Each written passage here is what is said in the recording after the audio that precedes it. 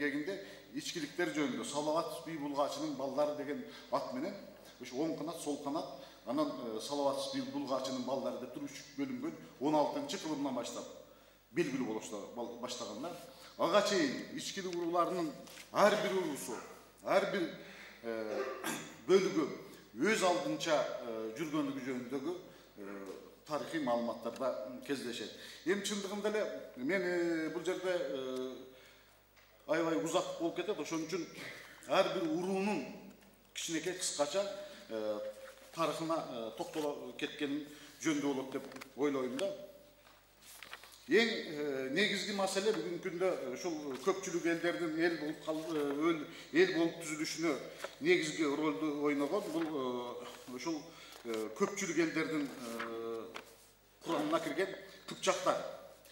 Кыпчактар бул мына бүгүнкү күндө эле көпчүлүк айтат, ичкиликтердин баары кыпчак дейт. Эми кыпчак чындыгында ичкилик урууларынын ичиндеги чоң уруулардын бири. Кыпчактар бир гана кыргыздарды эмес, жалпы ушул Борбордога жа Кавказга жаатташ элдердин эл болуп түзүлүшүнө кошкон салымы өтө чоң. Эми кыпчактардын кандай келип калгандыгы жөнүндө бүгүн талаш маселе көп. Анткени мына казактардын ичинде дагы кыпчактар бар. Өзбектөрдүн ичинде да кыпчактар бар. Орто Азиянын элдерин айтканда, түркмендин ичинде да кыпчактар бар. Ушул элдер Кыпчак конфедерациясы бузулганда, же болбосо монгол татар чабуулунан кийин ушул чачырап кеткен. Бул көбүнчө 13-кылымдын орто ченинде таанылат.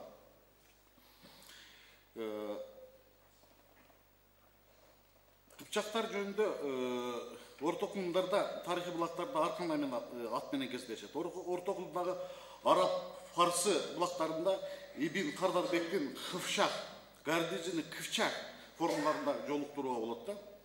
Византия, Латин, Орус, Венгер жана башка элдер кумандар деп, половецтер деп атагандыгы жөнүндө дагы маалыматтар бар. Кыпчактар жөнүндө эң алгачкы жолу жазма булактарда биздин замандын 7-кылымдын орто ченинде Селенгидеги Моюнчур намына жазылган таш эстеликтерине жолуга болду. Муну биринчи жолу Ленинградда окумуштуу Кляшторный белгилеген. Андан кийин орустун чоң окумуштуусу кыргыздар жөнүндө абдан чоң эмгектер бар. Бернштам жазма булактарындагы Цюзише деген элдер менен кыпчактар белгилет. Бирок кийинки мезгилде бул эки башка эл экендиги жөнүндө окумуштуулардын ортосунда талаш тартыш. Ушул Цюзише башка, анан Кыпчак башка эл экендиги жөнүндө илимде точка коюлду да, чекит коюлду. Кыпчак деп аттын чыгышы Абулгази деген чоң тарыхчы бар, аны билесиздер. Ичи-чирик бош таракты билдирет дейт да, Кыпчак деген ат. Анан уламыштары бар, ошол баягы бүт кырып келгенде ушу бош тарактын ичинде баланы отургузуп, ошол бала сакталып калганда ошонун бул Санжирада Кыпчак деген эл тараган деп туруп, анан ошол Кыпчак деп, көпчүлүгү Купчак деп турат. Эми бул элдин арасына тараган этимологияны мен айтпайм. Бул баягы чыгыштын жана батыштын окумуштуулары белгилеген нерселерди айтайын. Кыргыздардын ичиндеги кыпчактар кандай келген? Бул өзбек окуучусу Шанияздын жазганы боюнча түштүк кыргыздарга кыпчактар 6-7 кылымдагы Алтайда Монголиядан Туван аймактарынан көчүп келип, чыгыш түрк каганатынын курамына киргенден баштап белгилүү деп айтылат. Мына ошондон баштап 6-7 кылымдарында Орто Азияга алгач жолу кыпчактар окутуп таштанды. Ал эми ар бир чындыгын айтайын, ар бир уруу жөнүндө 2 сааттан айтса болот. Эми ошон үчүн абдан кыскартууга аракет кылып атам. Ал эми наймандар жөнүндө мен кечээ наймандардын немесинде айттым эле. Наймандар Чыңгыз хандын империясына чейин ушул Каракорун, Түндүк Монголия менен Алтайдын чегинде улуу империяны түзгөн, империя эмес, улуу мамлекет түзгөн, өнүккөн мамлекет түзгөн элдер болгон. Бирок бүгүнкү күндө дагы илимде наймандарды түрк тилдүү же кече ким айтты эле, жанагы Усупбаев деген агам бар. Отурабы тиги неме деп атпайбы? Туңгус манчур тилдеринде сүйлөгөн деп. Туңгус манчур тилдеринде сүйлөгөн деп чындыгында талаш тартыш бүгүнгө чейин келген. Бирок туңгус манчур тилинде ошол кара кытайлар сүйлөгөн, туура сиз айтасыз. Кара кытайлар сүйлөгөн. Анткени илимде сизге мен толук кошуло, илимде ошол кара кытайлар менен наймандарды жамаатташ бир эл деп неме кылат да, бирок экөө эки башка эл. Керейиттер менен, керейлер менен наймандар жамаатташ жашаганда, тарыхый источниктерде бар. Кара кытайлар чындыгында туңгус манчужун тилинде сүйлөгөн. Ал эми Мураяма деген Япондун окумуштуусу эң аягында точка койду, наймандардын түрк тилинде, кыргыз, байыркы кыргыз тилинде сүйлөгөндүгү жөнүндө. Ошол кыргыз тилинден жазуусу болгондугу жана ошондой эле монголдорго ошол түрк кыргыз алфавитинин 13-кылымда Чыңгыз хан тараткандыгы жөнүндөгү маалымат ушул Мураяма белгиленген. Себеби дегенде күчтүү хан, буйрук хан. Ал баягы өз наймандардын 12-кылымдагы сөзүнөн немесинен келип мына ошол немеге токтолду да. Ал эми кесектер жөнүндө кыргыздын дагы бир эң байыркы урууларынын бири кесектер. Кесектердин келип чыгышы дагы бул дагы Алтай менен байланыштуу. Бүгүнкү күндө казактарда кара кесек деген бар. Ошол кесектерде Сарыуйсун деген уруу бар, туурабы? Бул казактарда да кездешет, анан башкырттарда да кездешет. Мына ошол кесектердин дагы таралышы Алтайдан 8-9-кылымдарда түрк каганатынын мезгилинде башка жака таралгандыгы жөнүндө маалыматтар бар да. Бүгүнкү күндө кесектер башкорттордун составында Кисак деген уруу менен, каракалпактардын составында, түркмөндөрдүн составында, курамында кездешет да. Бул кесектердин дагы башка элдерге, башка түрк тилдүү элдерге ушу эл болуп түзүлүшүнө тийгизген таасири өтө күчтүү болгондугун белгилеп кетүү керек да. Бүгүнкү күндө кесектер эми мына кесектер жоо кесек менен кесек экиге бөлүнүп жүрөт өзү негизичи. Бул мындай да кийинчерээк келип туруп бир уруудан чоңоюп кеткенде 2 уруу, 3 уруу болуп бөлүнүп кетет. Бул баягы тарыхтын закон жана мыйзам жана нерсеси. Ошон үчүн кесек менен жоо кесек бир эле. Бүгүнкү күндө жана жоо кесектер башка деп жок, алындай эмес. Мисалы кара кесек деген казактардын курамында бар, башкырттардын курамында бар. Ошон үчүн бүгүнкү күндөгү 19-кылымда Сидняковский деген орустун окумуштуусу кесектердин курамын бүгүнкү күндөгү түштүк Кыргызстанда жашаган элдерди мындай деп бөлүп турду. Жоо кесек, кара кесек, бай кесек, аргын, айдаке, бостонду кесектерге киргизип коюптур, кечиресиздер. Дүңкө, ийричек, кыдыршанда кесектерге киргизиптир. Жутаңкы, болжочу, кызыл аяк, кара саадак, мөшкө, шамирек, ыңырчак, ча, тас, чок, кезек деп. Мына ушул 19-кылымда баягы орустардын изилдеп келгендигинде да ушул уруулардын курамын аныктаган экен да. Ал эми тейиттер болсо бул чындыгында кыргыздардын эң байыркы урууларынын бири. Тейиттер жөнүндө эң алгач жолу Гурмур Гыржымайлоо деген жазыптыр. Тейит деген арабтардын Таит деген уруусунан келип чыккан деп. Бирок ал андай эмес. Тейиттер жөнүндөгү эң алгачкы маалымат дагы эле жанакы 16-кылымда Маджуматтар Сейфидин Афскентин Маджумат тарихинде кездешет. Тейиттердин бүгүнкү күндөгү келип чыгыш жөнүндөгү дагы эле илимде бир топ талаш тартыштар бар. Анткени тейиттер жөнүндөгү маалыматтар тиги Кыпчактар, наймандар, кесектер сыяктуу Алтай менен байланыш эмес, көбүнчө мына ал Чыгыш Түркүстан менен байланыштырат. Мына Чыгыш Түркүстандагы түрк кагаматынын мезгилинде биздин замандын 6-кылымында ушу Чыгыш Түркүстанда келип ушу жерден башка жактарга тараган деген. Ал эми каңдылар боюнча, каңдылар кыргыздардын эң байыркы урусу экендиги бүгүн окумуштуулар айтып келишет да. Бул каңды деген казактарда, каракалпактарда, ногойлордо, өзбектердо, Крым татарларында дагы кездешет. Изилдөөчүлөрдүн басымдуу көпчүлүгү каңды этнониминин чыгыш жана батыш бөлүгүн биздин заманга чейин басып белгиленген 3-1 кылымдардагы Сырдарыянын орто агымында жайгашкан Кайтшуй деген элдер менен бириктирет да. Мына ошол каңдылардын келип чыгышы, мына Хайдаров деген изилдөөчү 1885 жылы чыккан эмгеги бар. Ошондо азыркы мына Казакстан аймагындагы Отырар шаарынын борбору каңдылардын ошол жерде жайгашкан дейт.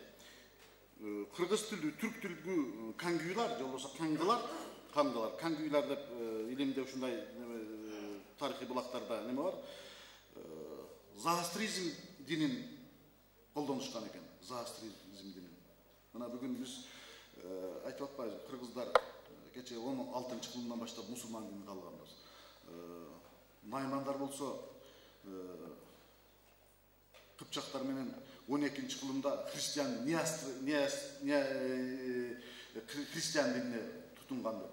Ал эми каңдылар болсо биздин заманга чейин, мындан 23 кылым мурун заастризм дини, же болбосо отко, күнгө сыйынуучулар болгон экендиги жөнүндө окумуштуулар мына ушул жыйынтыкка келип атат да. Андан сырткары бизде кыргыздын дагы ичкилик кыргыздардын ичиндеги чоң уруулардын бири Ават жана Бостон деген чоң уруулар бар. Бул уруулар дагы ичкилик кыргыздардын бардыгы мына Енисей Алтай менен байланышкан да. Енисей Алтай менен байланышкан. Мына ушул Аваттар дагы бүгүнкү күндөгү Алтай Телеуттардагы Ават деген эл бар, уруу бар. Кичинекей Енисейдин жогорку агымында Шорлор деген бар, билесиңиздер. Шорлордо дагы Ават деген уруу бар да. Мына ушулардын параллели менен кездешет дагы.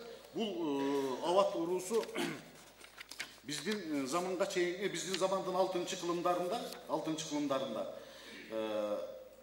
мына ушул Алтайдын жогорку бөлүгүндө жашаган эл экендиги жөнүндөгү маалыматтар бар.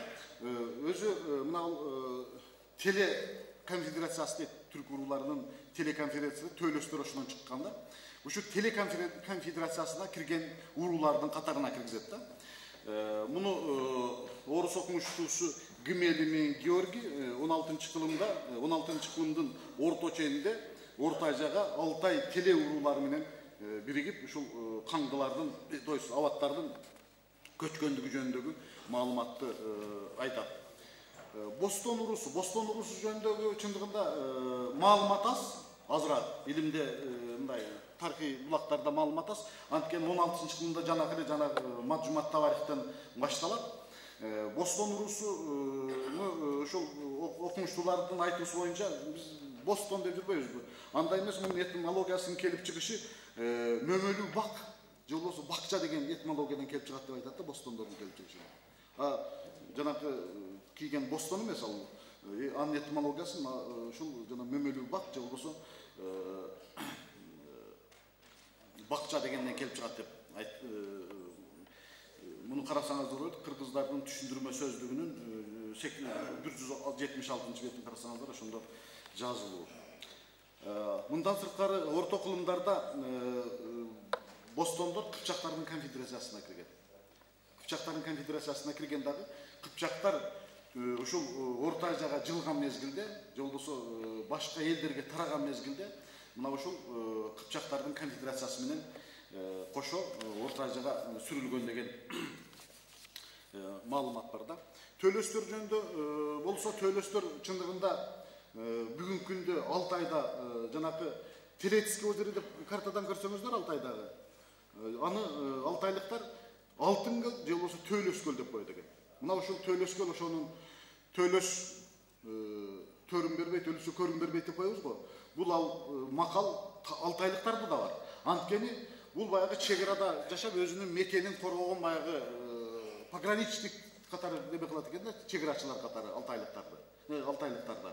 Аларда деле бар экен, Төлөс төрүн бербейт, өлүсү көрбөйт. Өзүнүн немесин ээлигин эч кимге жолотпойт дейт да. Мына ошол Алтын көл, же болбосо бүгүнкү күндөгү саясий карта Телецкий озеро деген ушул Төлөс көл деген бул Алтайда бар дагы. Бул биздин замандын 6-кылымдагы Теле уруулар конфедерациясынын башында турган Төлөстөрдүн немеси. Мына алтайлыктарда Сөк Төлөс дейт, тамгасы Ширее тамга дейт, сыйынган жаныбары жана айттым го, буу экен да, мисалы неме Төлөстөр. Мына ушинтип мына мен көп сүйлөп койдум окшойт, сүйлөй берсек сөз түгөнбөйт.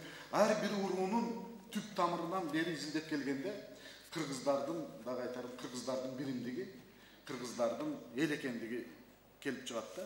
Биз кыргыз деген сөздү алгалы, кыргыз экен деп үстүртөн 20 жылдан бери изилдеп жүрбөйбү. Ал эми ар бир уруунун тереңинен казып, тереңинен изилдесек, кыргыздардын улуу биримдиги, кыргыздардын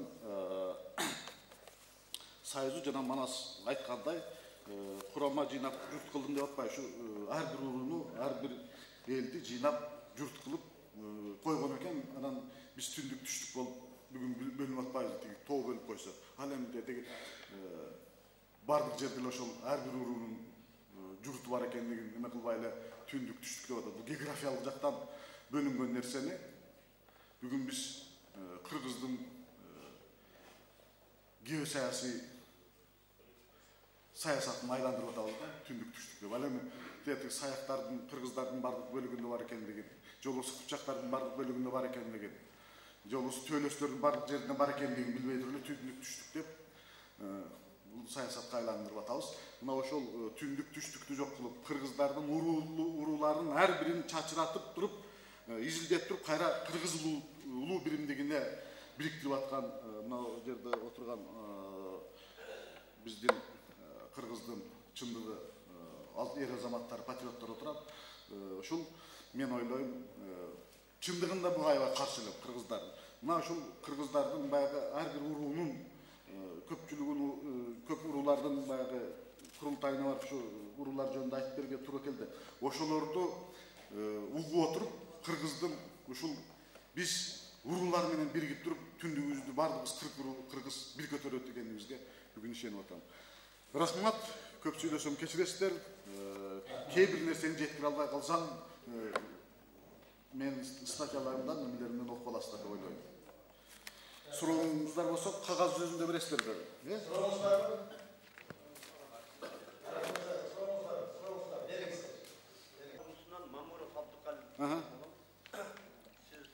ağay götü жақсы айтып kеттiniz.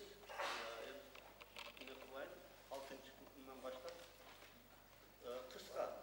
Ben buna aytamda içkilik Kıpçak деп атабыз.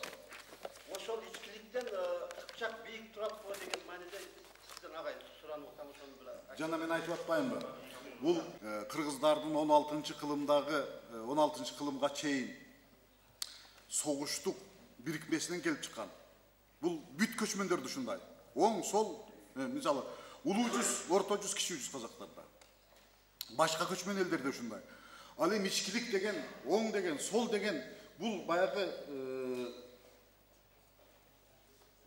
мындай айтканда ойдон чыгарылган нерсе да. Мына силер бул уруулар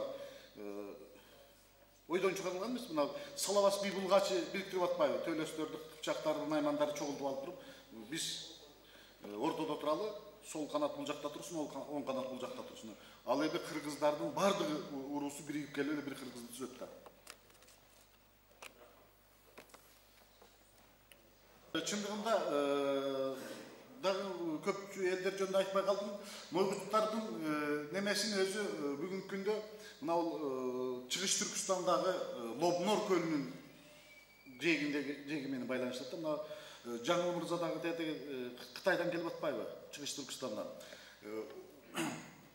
Эң алгачкы бул мойгуттар жөнүндөгү маалыматты Чокан Валиханов берип турдагы Нюгейт деп жазып туралы. Нюгейт. Кыргыздын бир бөлүгү Нюгейттер ушу тегеги Лобнордун айланасында балык кармап неме көлдүн жээгинде жашаган балык кармап бирок көчмөн кыргыздардын бир бөлүгү деп берип бергенде. Эми ал жөнүндө аябай көп нерсени айтса болот.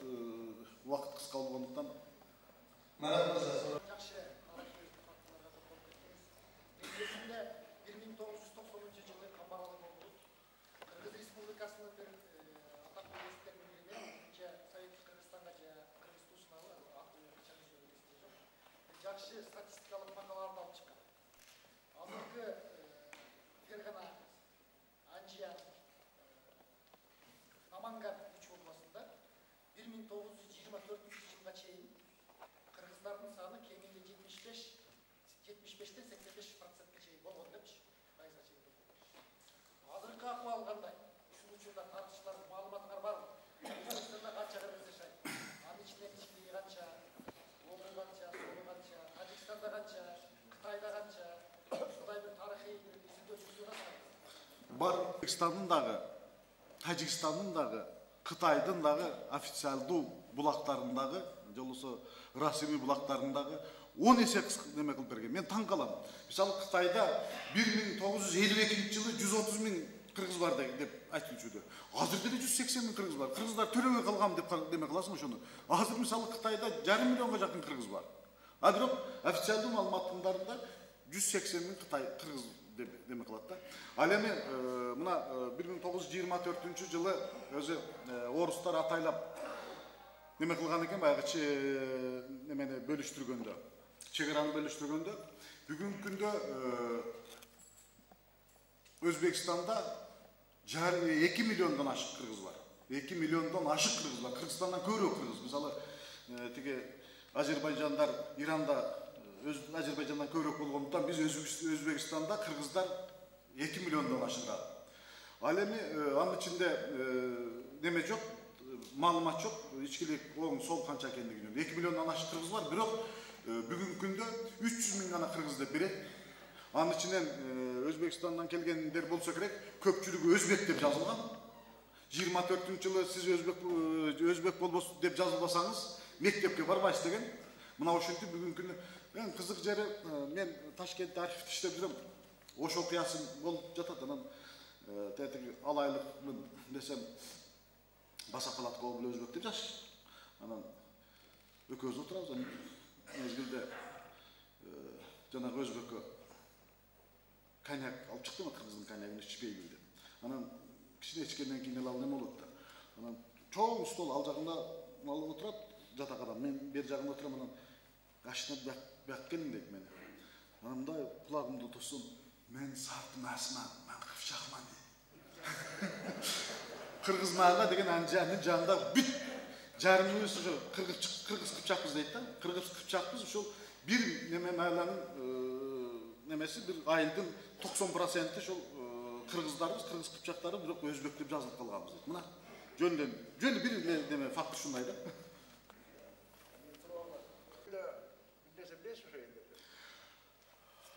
Айтып атпайбызбы? Кыргыздардын мына ата бала сыяктуу эле кээ бир немелер, уруулар тарнап, силер кичине кечирээк неме чыккансыңар десечи. Төбөйлөр кыргыздын байыркы немеси, бирок төбөйлөрдү как раз мен менен кошо төбөй барган экен. Саяк бир төбөй барганда, төбөйлөр жөнүндө Алтайда неме жок экен. Жок экен. Уруудун же сөөктөрүнүн ичинде неме жок экен да. Мүмкүн башка неме ат менен неме болуп кеткен, аны дагы изилдеш керек да.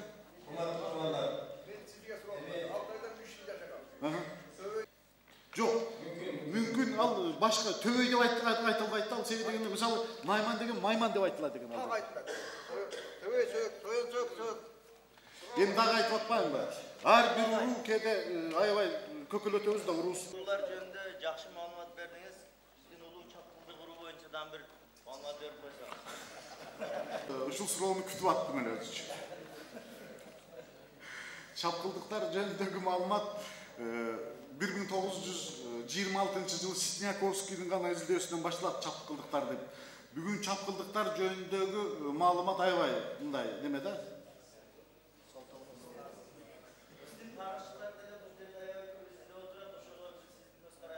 Жок, тарыхчылардын изилдеп атканын билем. Себеби көп чапкылдыктар чапколдук экенбиз, солдон барганбыз деп, анан көпчүлүңөр немеге кирип кетесиңер, саяк экенбиз деп. А бирок ичкилик кыргыздардын эле чапкылдык деген бир бутагынан чыккан уруу экенин бүгүн неме тарых илими далилдеп атат. Сиздер окугандырсыз беди, көпчүлүк окуган. Ооба. Ушул киши ушу сиз айткан тарых боюнча тарыхый жазуучу экен, жазып барып туруп акырын айтып атпайбы? СССРдин немесиге кирген, чөлкөмгө кирген, республикада жашаган элдер Кыпчактын тарыхын тапмайынча өзүнүн тарыхы чыкпайт деп арка жазбайт. Эгер окусаңыздар, бул эмнеге таянып ушинтип жазып койду? Мен Худяков деген кыргызды изилдеген Юрий Худяков деген новосибирск окумуштуудун айтканы бар да. Бүгүн биз айтып атпайбыз түрк тилдүү элдер деп. Түрк деген ат 6-кылымда койсо, ал эми кыргыз деген ат биздин заманга чейин 3-кылымда болгон. Ошон үчүн түрк тилдүү деп бүгүн баягы официалдуу расмий немеде гана түрк тилдүү деп атса, бул мүмкүн ушуларды кыргыз тилдүү деп элдер деп атайбыз деп неме кылган да, жазганы бар. Мына Сабыля Багыра деген 2003 жылы Ленинградда чыккан эмге көрө ошону окусаңыздар неме болот да. Ошо сыяктуу эле. Биз бүгүнкү мисалы түрк тилдүү деп, түрк элдерге тектеш деп аталган бардыгы илимде мына условный, шарттуу түрдө гана айтылган нерсе. Анын мисалы бүгүн элдердин бардыгын ушул түрк тилдүү элдердин бардыгы кыргыз тилдүү элдер десек деле болот. Бирок илимге неме болуп калганда, ал эми кыпчактар жөнүндө айтып атпаймын. Кыпчактар жөнүндө биздин заманга чейинки 3-кылымдарда Күйүсү деген элдер менен байланыштырып жүрөт. Бирок окумуштуулардын ортосунда бул дагы эле талаш маселе. Бул жок, бул башка элдер деп кляшторный неме кылып атат. Ошондуктан сиз айткан баягы кыпчактардын теги дагы эле илимде изилдене турган нерсе.